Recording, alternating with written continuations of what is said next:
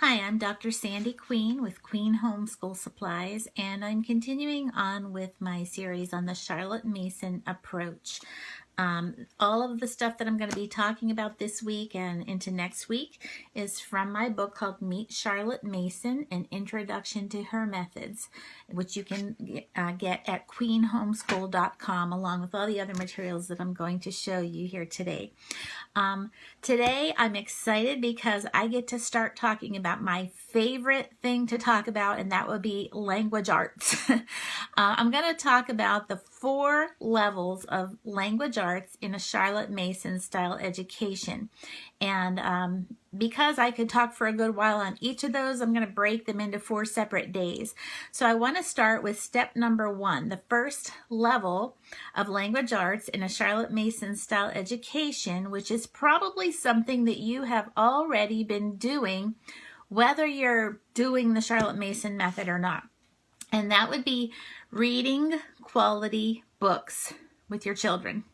So who here has read books to your children before? Maybe when they were very little, maybe still reading to them, doing read-alouds when they're in high school. It's never too early to start reading quality living books to your children. And it's never too late to start reading quality living books with your children and to your children even in high school, even as an adult. If you're traveling together, one of you can read while the other's driving, okay? So don't think that because you've never done it before, or maybe you haven't done it since your child is a toddler, that it's just too late to get back into that now that my kid's in junior high or high school, because it isn't. But I want to stop and park here for a few minutes and talk about this term, living books. Living books was a term that Charlotte Mason used to refer to books that simply bring the subject matter to life for the reader. So when we think of it that way, it's easy to remember. Living books bring the subject to life.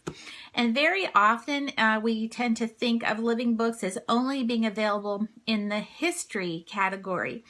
And while it's true that it's much easier to find living books in the history category, living books can be found in many different subjects. I'm going to share some of those with you today. I'm going to talk quickly because I found after having done these videos several days in a row that it takes me about 23 minutes to upload a 10-minute video to Facebook.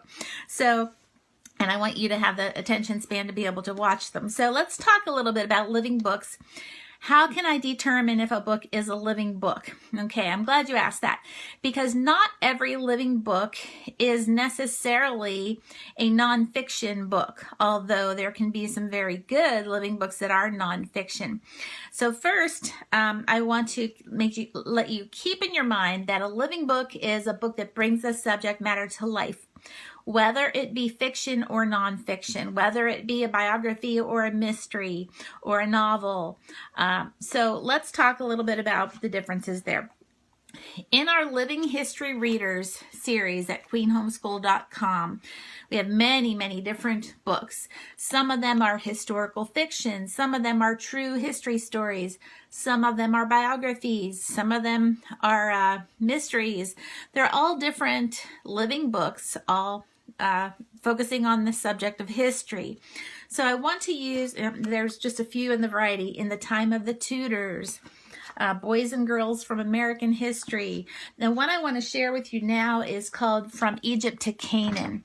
And this is a story of, as you can guess, the Exodus. Okay, and it is a fictitious story based on, obviously, a true account. This book is a wonderful living book.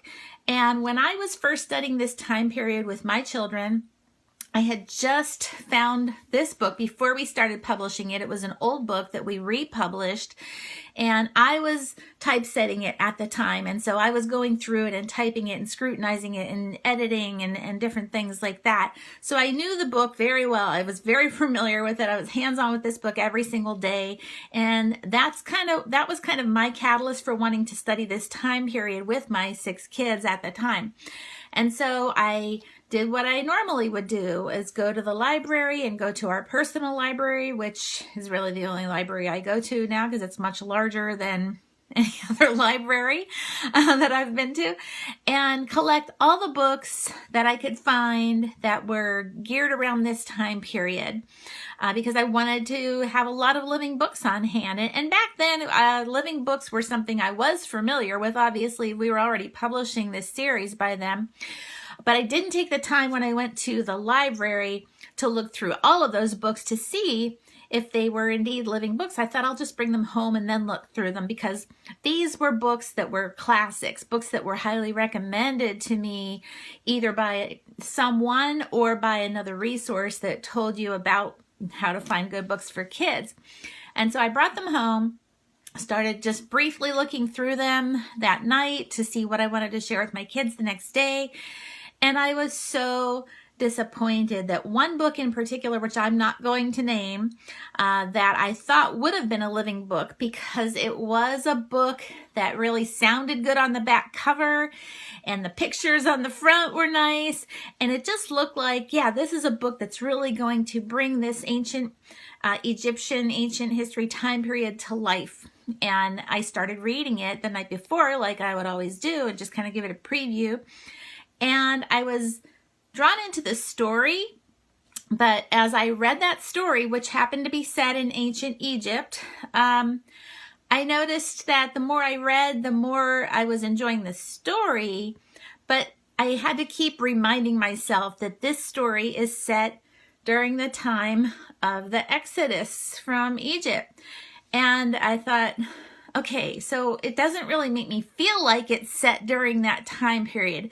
It could be set in today, or it could be set during the Civil War. It really didn't seem time period specific to me as I was reading it. It was a good story, but it wasn't a living book, because it didn't bring that time period to life like I thought it was going to. And I was very disappointed, but glad that I had taken the time to kind of preview it, because I knew that it wasn't something that I wanted to waste reading with my kids for a part of our history study. Not that it was an offensive story or anything like that. It just did not bring the time period to life. And I compared it in my mind to From Egypt to Canaan, which I was very familiar with this story because I was working through typesetting this book at the time. And this is a living book. This is a wonderful story of the Israelites' exodus from Egypt to Canaan and what their daily life was like. And it really, as you're reading through it, even though the story is fictionalized with the characters, conversations, and that sort of thing, it really, really brings that time period and those events to life for the reader. And that's what makes this particular book, From Egypt to Canaan, a living book, is that it does bring that time period to life. Okay, so that's something that you can keep in your mind as you're trying to determine different books that you have that you get to see, is this a living book? So I do want to mention a couple other living books in different subjects. Science. This is one series that we publish at Queen Homeschool Supplies. There's 6 different volumes of the Animal Autobiographies series. And these are not just books about animals like some others that you might find. Again, I'm not going to name any. And those books may be fine if you just want to read some fun stories. But to really get a feel for what everyday life is like for real animals out there in the wild or in someone's home, in the case of Kitty Purpuss, Memoir of a Cat, Scamp, A Dog's Own Story.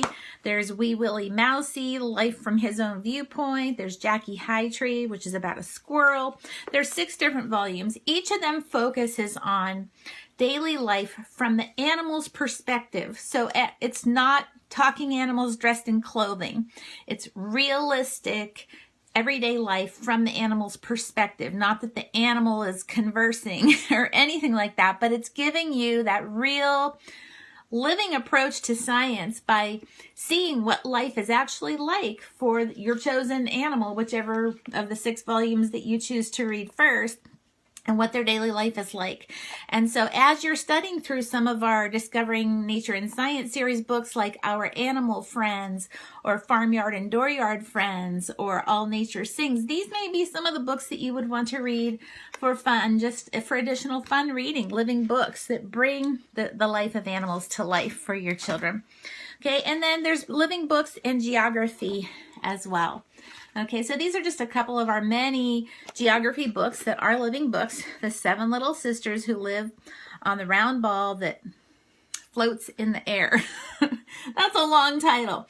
Okay, this is a book that was recommended by Charlotte Mason, and it's a book about the 7 continents. The 7 sisters are the 7 continents, but it's written as a story that draws you in and helps you to learn about the 7 continents and what life is like on them for children. So this is for younger children, preschool through mid-elementary level kids, I would say, but all ages are going to enjoy it. I enjoyed it. I was 58, I think, when we published this book, and I still enjoyed going through it and reading the fun stories. And it really gives you a picture of what everyday life is like. For someone looking for something more advanced, this book right here, All Around This Wonderful World, is a much thicker volume that is a story. It's geography, but it's written as a story. And this is written more of at a junior high level and up. And it's a story about an uncle and his nephew taking a sailing trip around the world. So as they're stopping in these different ports, obviously cruises are out right now with the coronavirus going around.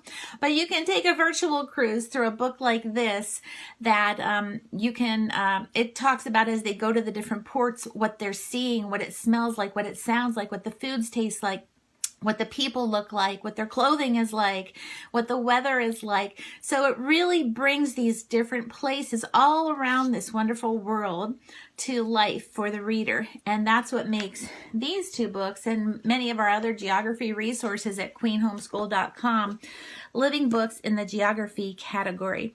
So there's a lot more I could say about living books, but I'm going to cut this video off here just for the sake of length. Join me tomorrow as I talk about the next step, the next level of language arts in the Charlotte Mason style of educating.